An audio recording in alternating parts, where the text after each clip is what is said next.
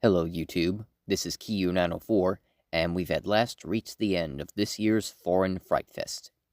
For this marathon's end, we'll be looking at the 2005 found-footage J-horror film Noroi, also known by its international title, Noroi the Curse.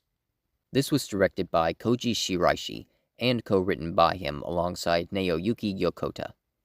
The movie begins with an introduction to paranormal researcher Masafumi Kobayashi, a man who investigated various supernatural phenomenon throughout Japan. It's explained that on the night of April 12, 2004, shortly after completing his latest documentary, The Curse, Kobayashi's house burned down and his wife was found dead inside. But the man in question was nowhere to be found and was declared missing, his documentary deemed too disturbing for public viewing. We're then taken back to November 12, 2002, where Kobayashi and his cameraman Miyajima are looking into reports of the sounds of infants crying in a small neighborhood. The two talk with a woman named Ryoko Okui, who tells them that she and her daughter keep hearing the sounds coming from their neighbor's house, another woman who lives with her young son. After making their way over, Kobayashi and his cameraman greet her at her door and attempt to ask some questions. However, the agitated lady simply yells at them before turning the two away. Later, they have their recording of the encounter analyzed and discover sounds of infants wailing in the background.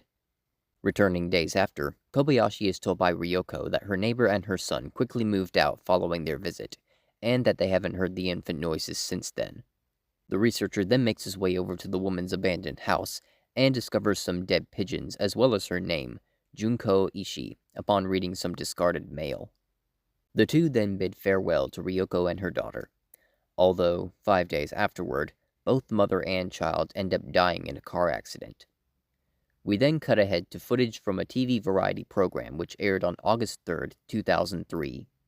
The show features a room of supposedly psychic children participating in various experiments in order to test their abilities. One girl in particular, Kana Yano, is able to correctly see and draw what's on several papers within canisters each of the children are given. However, she doesn't get the last one right, and instead draws an odd-looking face.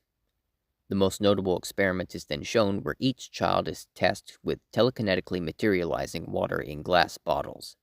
Kind of strange, since I assumed telekinesis was the ability to move physical objects with the mind, not bringing matter into existence with it. Within moments, Kana conjures a small amount of water in her bottle. Upon closer inspection, the hosts point out a hair floating inside the water Kana brought into reality. Both the hair and water is later tested by a professor, and he determines that the water originated from a river or lake, and that the hair could possibly be from a newborn human. We skip ahead again to August 27th, where Kobayashi pays a visit to Kana's home to interview her mother. She tells him that Kana has been under the weather and sleeping quite frequently since the experiments on the variety show, which prompted a visit to a doctor who couldn't find anything wrong with her. Despite this, the mother thinks her daughter may have exhausted her powers during the experiment. Next, we switch over to unused footage from another variety show, shot on October 23rd, where 3 people, including a fictionalized version of actress Marika Matsumoto, who possesses a sixth sense, visit a local shrine known for ghost sightings. After looking around for a bit, Marika directs the trio to an area with a group of dead trees, one of which appears to be oozing ectoplasm. The frightened actress then claims to hear the low voice of a man before falling to the ground, screaming hysterically, which is when the footage ends. It turns out this is being shown at a live talk show that aired on November 26th, in which Marika and Kobayashi are guests. The actress explains that she was given a copy of the footage by the show's director, and that the voice she heard seemed like it was calling her. It's then that another psychic, an eccentric man named Mitsuo Hori, dressed in an outfit covered in aluminum foil, is presented in order to examine Marika with his abilities. But, to everyone's surprise, he lunges for her, screaming about pigeons and that she's in trouble before being dragged out. Later, Kobayashi meets up with the variety show director, who admits he edited something out of the footage he gave to Marika, which is the ghostly form of a young boy standing among the trees, and how she says that she could sense multiple individuals in the area. Kobayashi shows this missing part to Marika herself, and she's understandably unnerved by it. The actress then tells the researcher how she's been unconsciously drawing a strange pattern ever since her visit to the shrine. We move ahead to December 4th, where Kobayashi learns from Kana's mother how her daughter's recovered, but has begun to talk to some invisible presence when she's alone. Kobayashi tries asking Kana who exactly she talks to. However, the girl cryptically states, "I guess it's too late for all of us." Later, the family is, for some reason, filmed having dinner when Kana suddenly freaks out, and a few dishes slide off the table on their own, prompting her parents to quickly put her to bed. Next, we see footage from yet another variety show, dated December 9th. One of the hosts, a woman by the name of Maria Takagi, goes to interview the psychic Mitsuo, but not before speaking to one of his neighbors, who thinks he's a psycho. Upon reaching his residence, they're invited inside and see that the entire interior is also covered in aluminum foil, and several flyers lie everywhere. Mitsuo then proceeds to ramble about how he can see the future and ectoplasmic worms, which is also what's written on the flyers, before the footage abruptly ends. We jump ahead to December 22nd, where Kobayashi visits Kana's family once more, and learns that the young girl has gone missing. Her parents explain that for a week before their daughter's disappearance, she was repeatedly visited by a man wearing an aluminum outfit, obviously Mitsuo. The two thought him strange, however, their daughter assured them that he was no threat. Did it not occur to either of them that he might have been a dangerous creep, and that they probably should have gotten the police involved? They also say that on the day that Kana vanished, they found a flyer with the word "help" written on it in her handwriting, as well as the same odd pattern that Marika was drawing. The researcher heads over to visit the eccentric psychic to gain more info. I'm surprised he isn't being questioned by the authorities about Kana's disappearance. Kobayashi asks why his house and clothes are covered in aluminum foil, to which Mitsuho says it protects him from the ectoplasmic worms, further telling him that they eat people and multiply. After being asked about Kana, the psychic grows agitated and suddenly starts drawing a crude image, describing a blue building with a parking lot, galvanized iron sheets, and a young man, all while saying the worms took Kana.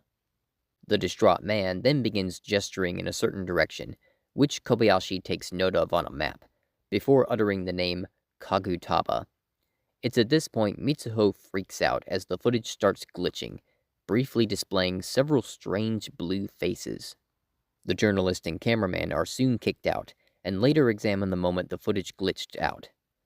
The two then embark on a search for the blue building, although they have difficulty locating it due to the vagueness of Mitsuho's instructions. On December 26th, Marika brings Kobayashi and Miyajima to her apartment, where she shows them interconnected loops of yarn she discovered on her table after waking up that morning. Seeing her concerned that something is happening while she's asleep, Kobayashi leaves her a camera which she can use to record what happens in her apartment during the night.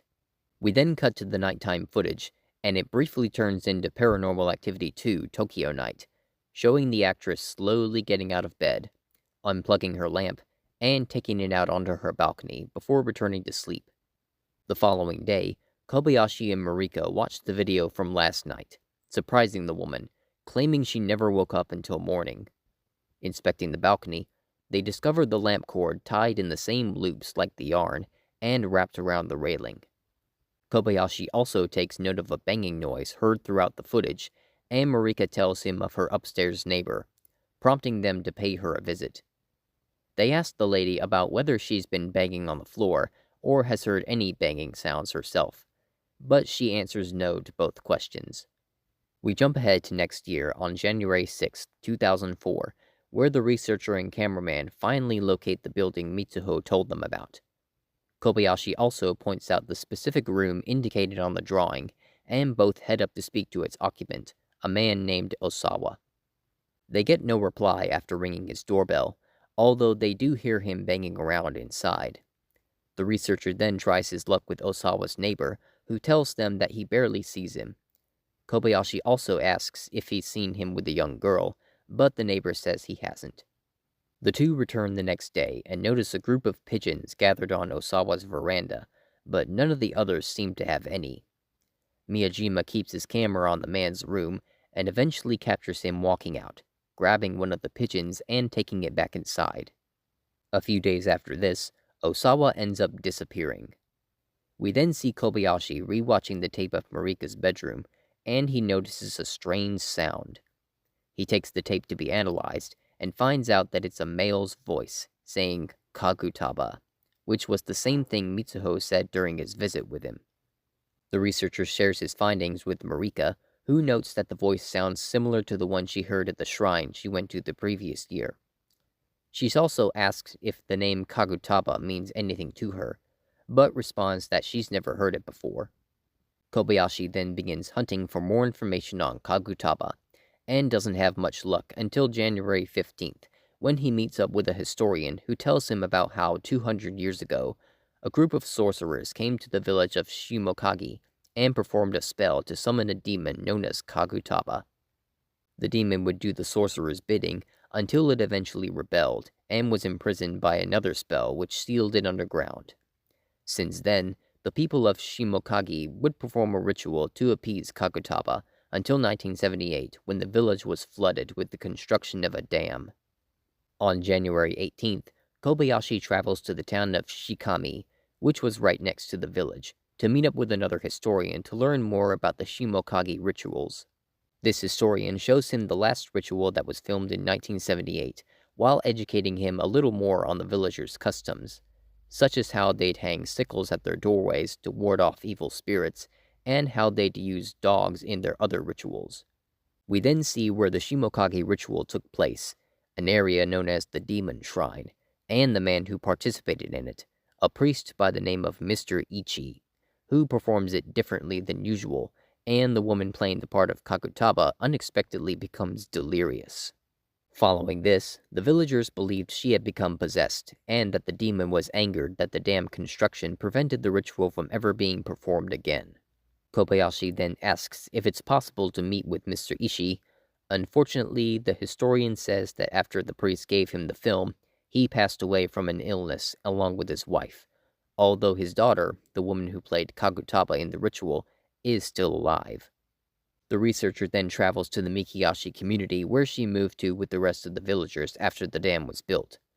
Once he reaches the lady's house, he finds it covered in rope fashioned in the same interconnected loops as Marika's yarn, as well as the same eerie pattern the actress drew marked on the sides of it. After knocking on her door, the woman angrily charges outside, and it's revealed to be Junko Ishii, whom Kobayashi tried speaking with back in 2002, much to his surprise. Although he doesn't get a chance to ask any questions before she retreats back inside. The journalist decides to seek answers from some of her neighbors, while noting that the villagers have kept up with keeping sickles above their doors and owning dogs. He finally manages to talk with a woman who was once good friends with Junko. She tells him about how she left Mikiyashi to go to a nursing school in Tokyo, and that she acted strange ever since the last ritual in 1978, claiming to hear a voice inside her head. When Kobayashi asks her if she thinks she was possessed by Kagutaba, the woman goes silent and slowly walks into another room, not speaking to him any further. We jump ahead to January 21st, where the two head to the Musashino nursing school where Junko graduated. There, they learned that after graduating in 1982, she was able to get a job at an obstetric clinic in Hachiochi that closed down in 2000. From there, Kobayashi is able to track down one of her former coworkers, who tells him how their clinic performed illegal abortions, and that Junko was responsible for getting rid of the aborted fetuses. Pretty soon, a rumor began circulating that she was actually taking them home with her. Next, we go to February 6th, where Marika visits Kobayashi at his publishing office. She tells him that her upstairs neighbor has recently committed suicide, with some other people in a park by hanging themselves. Upon learning of this, she became freaked out by her apartment, quickly packing some belongings and leaving it, as well as guilty, believing to have been responsible for her neighbor's death.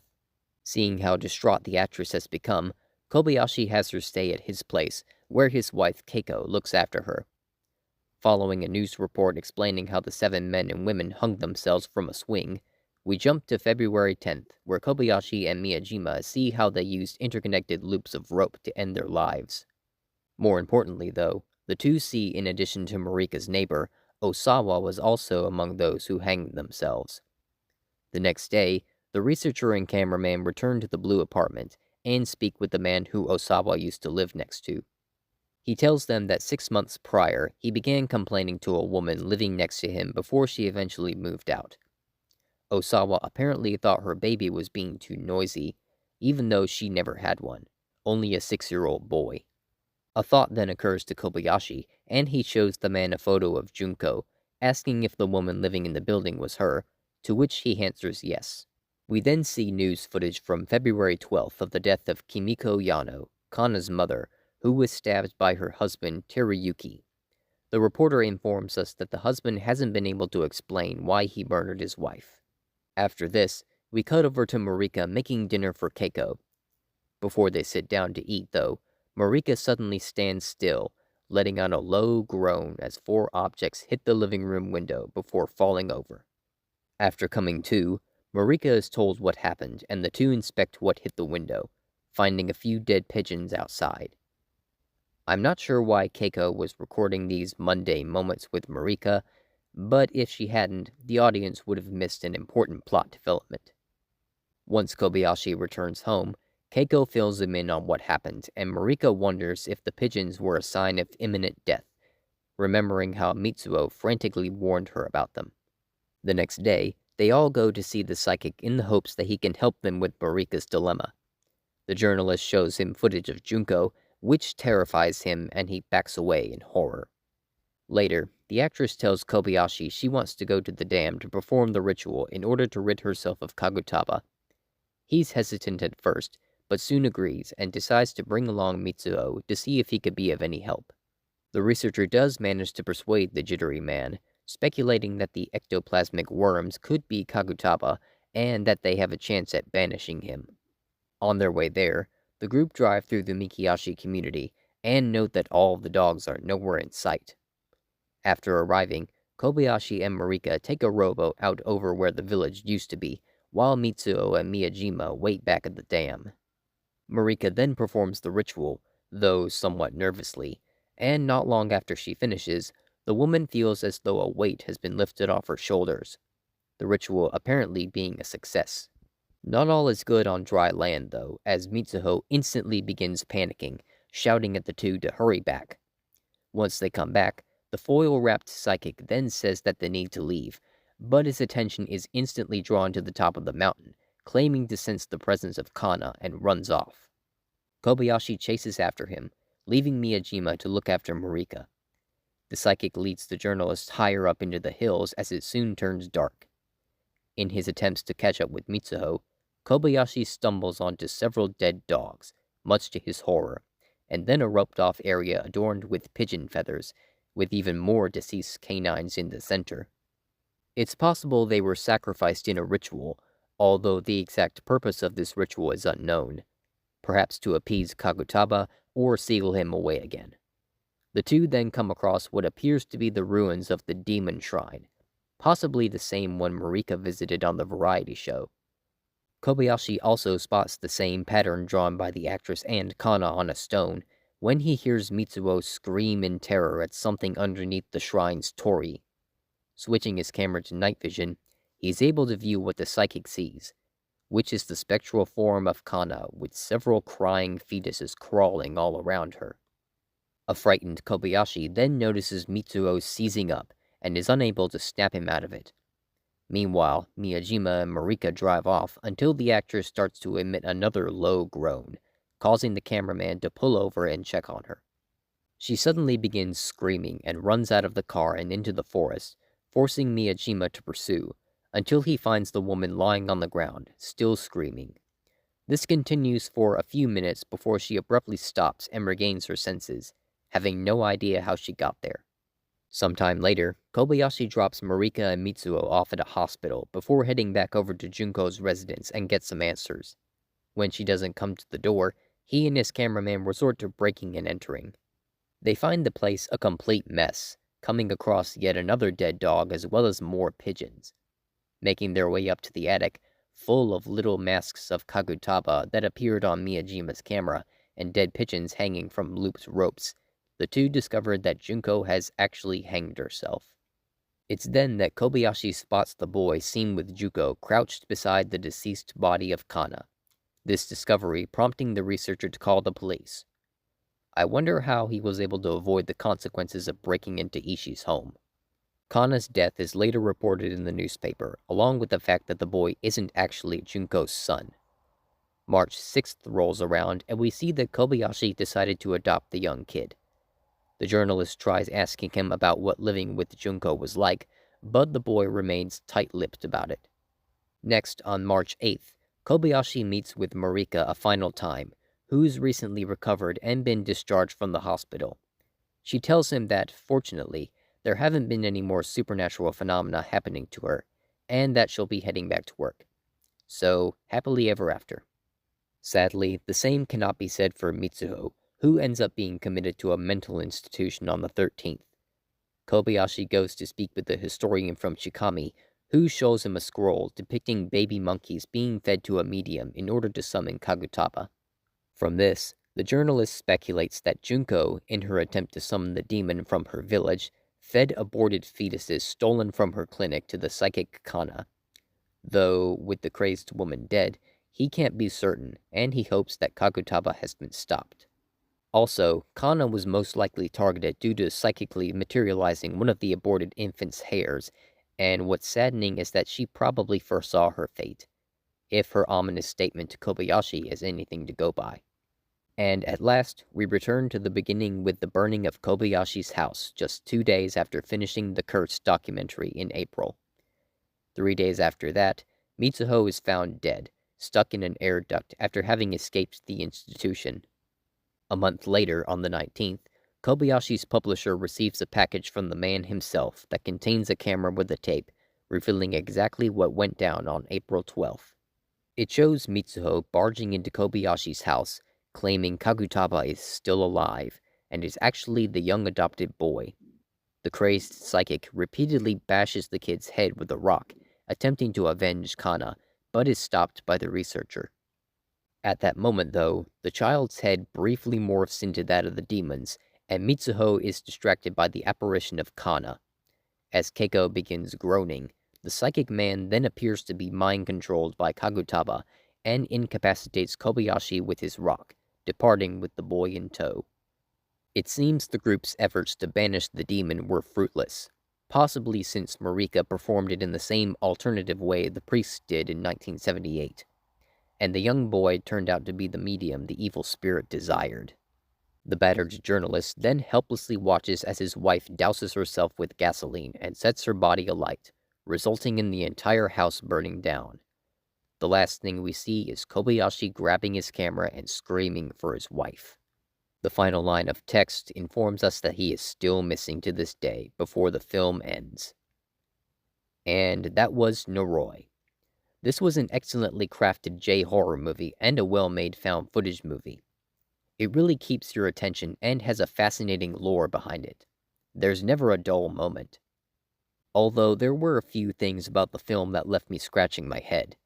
For example, why were some people in close proximity to Junko being killed off? Was it because they were deemed a threat to Kagutaba's return, or was the demon simply getting some perverse enjoyment out of ending their lives? There were also some aspects that I couldn't quite understand the significance of, those being the interconnected loops of rope, the bizarre pattern drawn by certain characters, and all of the pigeons. However, this doesn't lessen my enjoyment of Noroi at all. The acting from the cast was phenomenal and very believable. The film is good at instilling feelings of foreboding and dread that really stick with you. Although it does contain a few jump scares, but they're used sparingly. Every one of the characters feels grounded, and none of them come off as phony. I also have to applaud the soundtrack. You'd think having music in a found footage flick would diminish the immersion and realism, but here it actually works well in adding to the unease you feel in the moment. The movie also doesn't feel the need to imitate other J-horror stories, and has its own unique identity that makes it stand out amongst the crowd. In conclusion, I count Noroi as one of the best-made J-horror films out there, and I highly suggest you check this one out. And at last, we've reached the end of 2024's Foreign Fright Fest. Be sure to return next year to find out which foreign horror movies I cover next spooky season. Be sure to leave a comment, thumbs up if you enjoyed this movie review, and subscribe if you'd like to see more. You can also follow me on Twitter. Goodbye, and have a happy Halloween, everyone.